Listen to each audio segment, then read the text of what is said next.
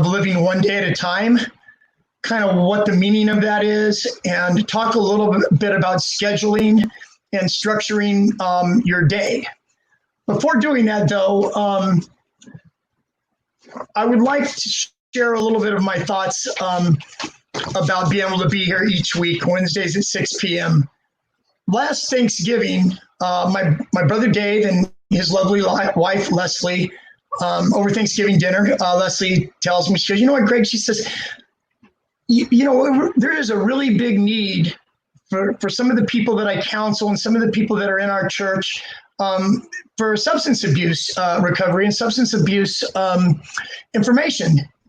And so, you know, I really, really like that. It really, really got my juices flowing.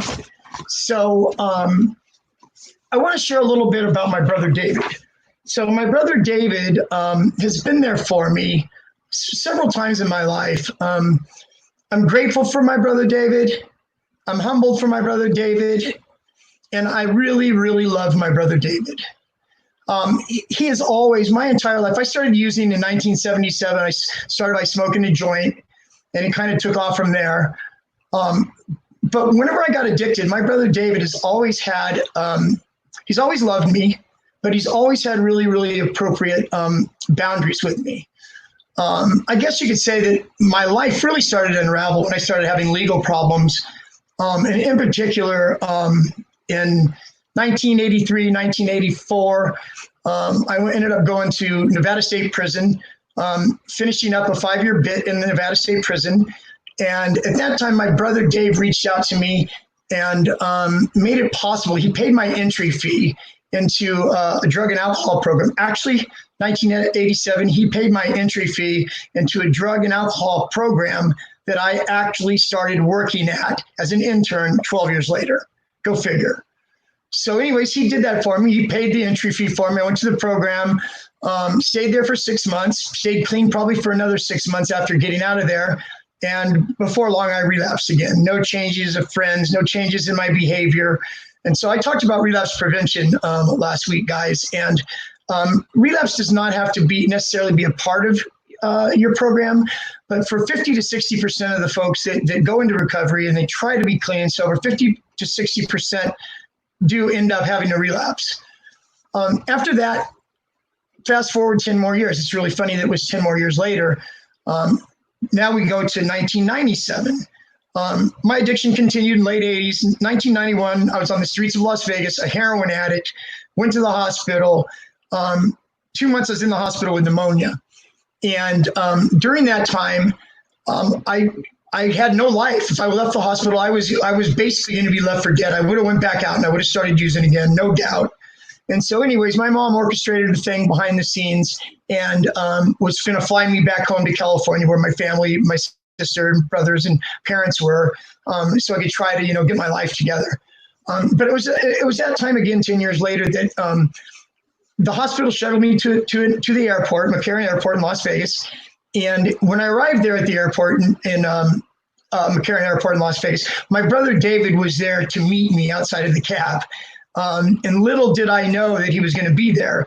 And he personally wheeled me through the airport and onto the plane. And at that time, I really didn't know how serious of trouble I was in. Even weighing 124 pounds still didn't really register to me totally. And, now looking back to that time in 97, I would say I was probably 50-50 at best as far as that goes. So anyways, yeah, he did that for me. And so that's why I'm here. Excuse me. That's why I'm here. And that's why I come here each week, 6 p.m. David has given me a platform that I would be able to share. So hopefully you can get something out of this. Okay, what is meant by living one day at a time? It means to focus on the present moment and not to worry about the past or not to fear the future. So you're making a commitment to live one day at a time. And so there are things that go along with that commitment. You don't just say, I want to live one day at a time and just, not use drugs or alcohol. some people call that a dry drunk. So there's commitments that you have to make when you're living your life one day at a time, that you need to take, be proactive in changing, because recovery is about changing me one day at a time. That's what recovery is, changing me one day at a time. So keeping a positive attitude, taking on a problem, one problem at a time, being good to others, to work on my mental and physical health daily. One that I really like, and I do it to this day, and I don't share it because I don't do it to share it, but I'm going to share it anyways because of the value that it has to me and the way that it makes my heart feel when I start off each day. Do one random act of kindness each day for somebody that you don't know, whether it's picking up their coffee, paying for the coffee at 7-Eleven, if it's helping an old lady across the street, putting gas in somebody's car, older lady's car, anything. Use your imagination, and it's just a selfless act is what it is. Do a selfless act. Also, so anyways, besides that, you have to live and follow a daily structured plan, something that is grounded in recovery with different tasks, different activities that you would do as far as composing your day. So this is what I'm asking. I will make available, I'll talk to my brother, I'll make available on the site here within a couple of days. I'll make sure that it's available. It's a daily hourly schedule.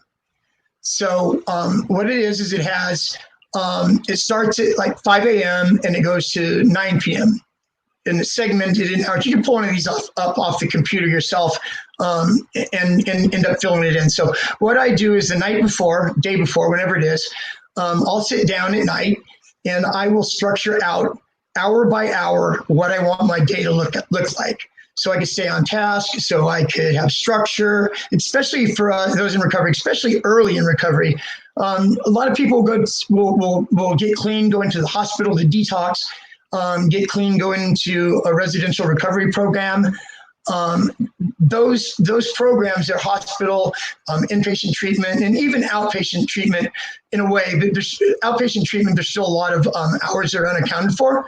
So your plan, your daily plan is your structure, and it's very important.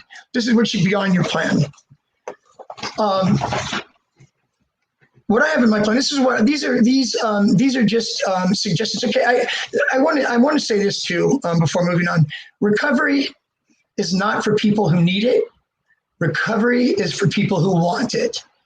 And hopefully I'm talking to some of the people that want it. And for those of you that need it and not are at the I want it stage right now, hopefully you can file this away, for later. Or if you're somebody, a loved one, you have a brother, a sister, a daughter, or a son, or a mate that is struggling with drugs or alcohol, maybe you could take some of this information and pass it on and maybe help your significant other take some steps to change their life. Every single person that decides to be clean and sober doesn't have to go to a inpatient program. They don't have to go to an outpatient program. Some people are all right just going to AA or NA. Not everybody's addiction is that strong, or like mine was.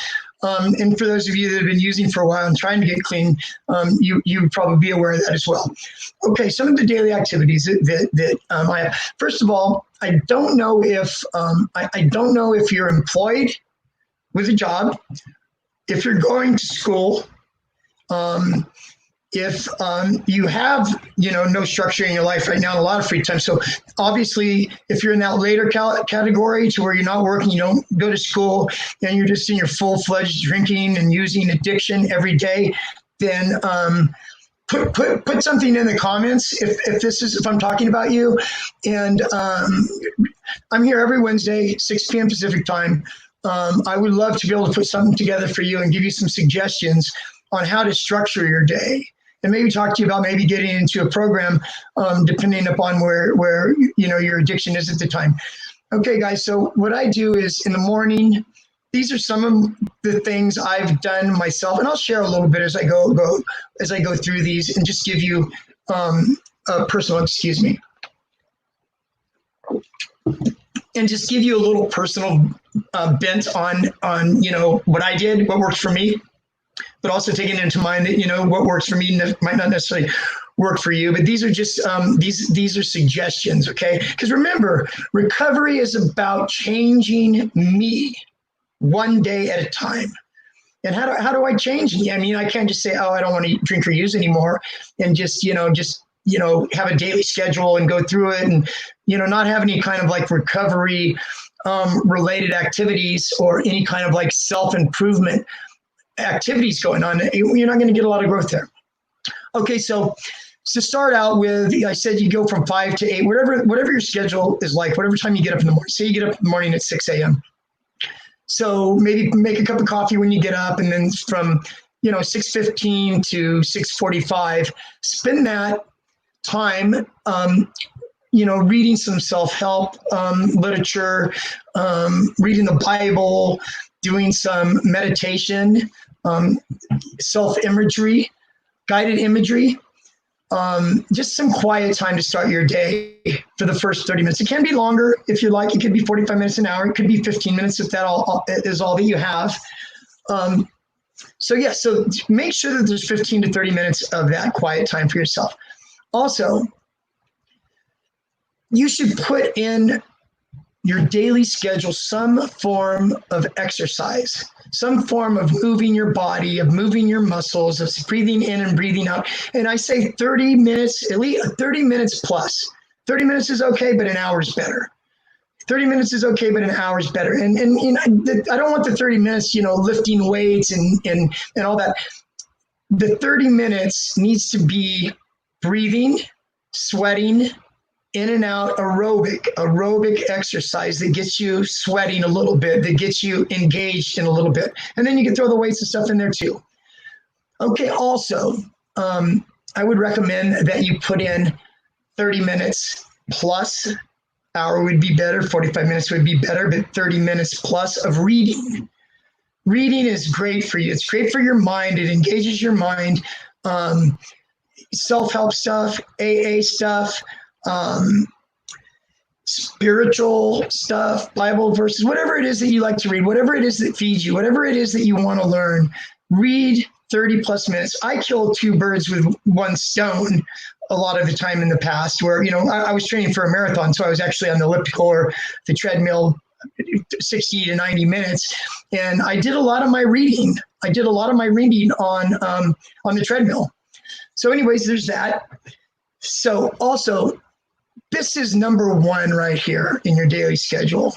Even if you're employed and you're working 8 hours a day or going to school, you need to make time every day for one 12-step meeting. It could either be AA or it could be NA. AA is an hour, NA is an hour and a half. It reminds you who you are. It reminds you of where you're at in your life and your purpose, that I am a man or a woman in my recovery right now. And it's an integral part of this structured daily program for you. Along with it, immediately get a sponsor. I've worked in the field for 20 years, and I've had, there's been a requirement of people, in my group that they get a sponsor. And just talking to people in life that are in recovery that need to get a sponsor, you wouldn't believe 3, 4, 6 weeks on, I haven't found the person I like yet. I haven't found the right person yet that I really connect with. Listen, the very first thing that you need to do when you start going to meetings is you need to raise your hand. You need to tell them your name, how much clean time you have, and it's been highly recommended that I get a sponsor. You've heard the term temporary sponsor.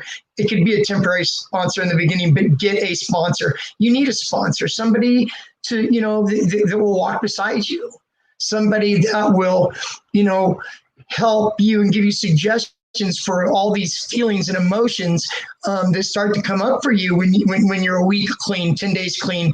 All these feelings and emotions are coming up now that we're stuffed down and we're frozen and medicated by whatever your drug of choice was. And when we stop using or drinking, we start feeling those feelings again. And it's okay to feel those feelings again, but you need somebody by your side. To get the immediate sponsor is a huge insurance policy, guys.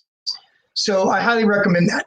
Along with the sponsor, I've had several talks already, if you've followed any of my Wednesday 6 p.m. shares, about 12-step programs and about the meaning of different facets of it and what are they for and what is a sponsor for.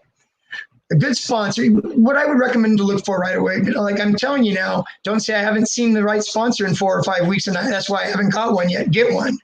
So you listen to somebody talk and you see that you hear what they say. You hear that they've got several years in recovery, and they know a lot of people in the fellowship. People come up and talk to them after the meetings and all that. So you get a sponsor. What a sponsor is going to do now, guys, is sponsor is going to put you under his wing. He's going to introduce you around to all the people that he knows and other people in the meetings. He will go to a meeting or two with you a week. And so with the introducing you around and getting involved with AA and NA, probably for me, one of the biggest things, maybe the most important things with AA and NA is getting connected and getting to meet other people. And it's not uncommon at all to have a 6 p.m. meeting at night or a 7:30 meeting at night, AA meeting. And so 8:30, you guys, the meeting's over, did the Serenity Prayer, the meeting's over, and people stay around and talk, or they disperse their own different ways. So a lot of times folks will go out and they'll go and have dessert, they'll go have coffee in the morning, whatever time of the day it is, have lunch. And so get hooked up with that. Have your sponsor bring you along with that. You got 5 or 6 people there at one table. One person works at Starbucks, the other person's a lawyer, this other person owns his own class company, and this other person over here is homeless with the week clean. And so what you do when you get there and you're fellowshipping with these folks is you can pick their brain. Ask the guy that's got 9 years clean. Ask him, what was it like for you, the first week or two? Did you sleep much? What helped you go to sleep eventually? Is there something that you can suggest that will help me so I'm able to go to sleep, not only sleeping 2 or 3 hours a day? What was it like for you with the God concept? Came to believe that a power greater than ourselves could restore us to sanity. A lot of people get jammed up on this God part of 12-step program. And let me tell you, there are several different programs now. One of them, it used to be called Refuge Recovery. It's called Recovery Dharma, which has a Buddhist bent to it. We also have what's called Life Ring Recovery, which is a secular program that doesn't have the God thing in it. So there's alternatives and stuff to that, folks. So just want you guys to be able to know that. And and to know just the different, just the different varieties of meetings that are out there. Okay, guys. So with doing 30 minutes of quiet time in the morning, 30 minutes plus of exercise, 30 minutes plus of reading, and attending at least one 12-step meeting a day. With the program that I work at, it was long-term, like 18-month program, and month 8 or 9, clients would go and they'd get a job where they were actually out on the outside working, and they would come home. They lived in what we call our satellite houses, inpatient treatment. And there was a few requirements of them then at that time. And one of it was to go to at least 3 12-step meetings a week. They also had 3 groups a week, to have a 12-step sponsor and have a clean and sober social activity. It wasn't uncommon for clients to finish out their program and move to what we call into aftercare, where they've completed the whole entire program. And part of their discharge plan, their aftercare plan, was to do 90 and 90. These are people that got 18 months clean, by the way. So if you don't know the concept of 90 and 90, 90 and 90 it means I'm going to do 90 meetings in 90 days, because they have identified that as being really, really crucial and important to their ongoing recovery. So that is my take tonight on scheduling, and one day at a time. I hope this was helpful for you. I'll make sure that I have my brother put up on the recovery link the daily, hourly schedule that I talked about. And in the meantime, go on the computer, print one out, and try it out and see how it goes. Okay, thanks for listening. I will see you guys here next Wednesday, 6 p.m. Pacific time. Thank you.